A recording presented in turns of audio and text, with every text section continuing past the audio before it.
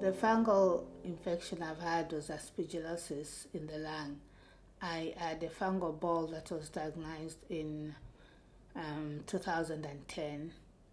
It wasn't a straightforward diagnosis, only because in 1987 I had TB whilst living in Zambia. I was completely treated and cured from TB. But what happened is that I had persistent chest infections and I coughed all the time. The coughing was persistent. I coughed a lot. I hardly slept because of coughing. I couldn't eat without stopping to cough. I couldn't walk a flight of stairs. I couldn't spread my bed without stopping to have a rest. I was constantly breathless and just generally unwell.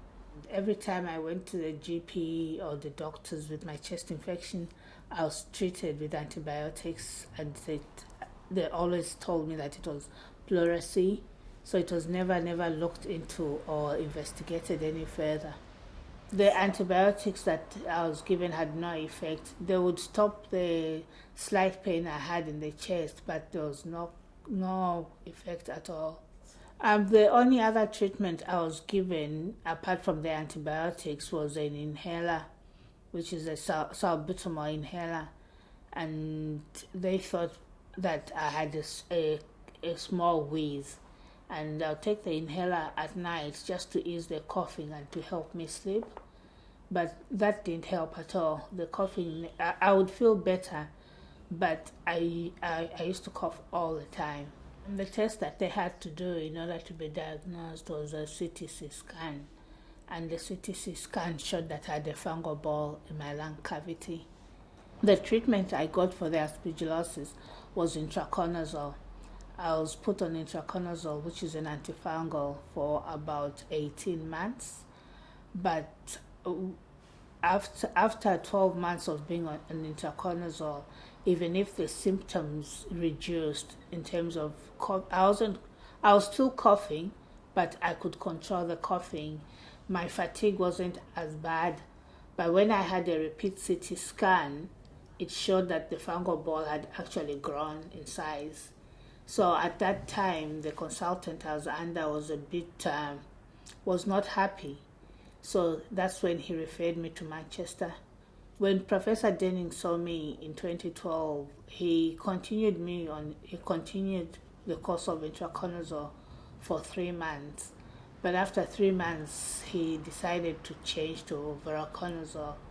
At that time, he discussed alternative therapy, and that's when he told me that surgical intervention would be the cure to my fungal ball. But he asked me to think about it. And at my next review with him, I told him that I wanted to go for surgery, and that was in 2013 in August. And then he arranged me to see the surgeon who would carry out the operation. And because it wasn't an emergency operation, I had to wait for almost a year, because surgery was in July 2014 and it was successful. I was told that the surgery took about 3 hours and 45 minutes, and it was quite complicated. I was told that when they opened me up, other than just the upper lobe being so infected and inflamed, they had to cut off my lower lung as well. My middle lobe. They had to cut half of it as well. So it did take a long time, because I think they had anticipated about 2 hours, but it took them over about 4 hours. But they were happy with that, and it was successful. After surgery, because I stayed in hospital for 5 nights, and after the medication had worn off, I did not cough, and I couldn't believe it, because it was the first time after so many years that I was not coughing. It's just changed my whole life. I didn't cough at all. I was in pain, but there was no coughing. I would say the recovery was a slow process. It was a slow process in that I was in a lot of pain, but it was well managed with the painkillers that I was getting. But in terms of the infection itself, I think just after surgery, that was gone. I feel very fine in that obviously my energy level has improved. I don't cough at all.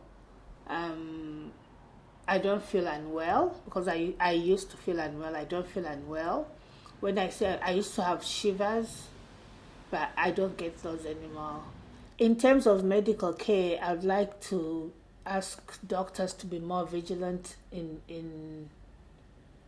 more vigilant and more inquisitive when they are treating patients who've previously had TB, because the first indication or the first thing they think of is recurrent TB, but it's not always TB that's bothering them.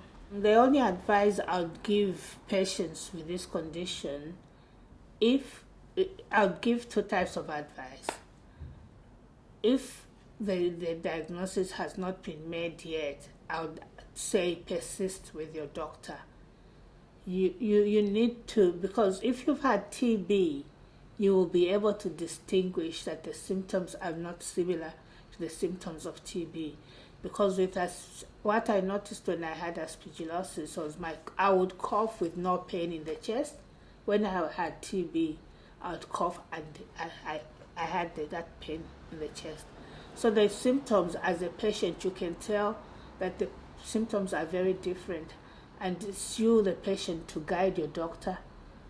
And for people who have got the diagnosis, and if it's a fungal ball and you're a healthy patient, I think surgery is the best option.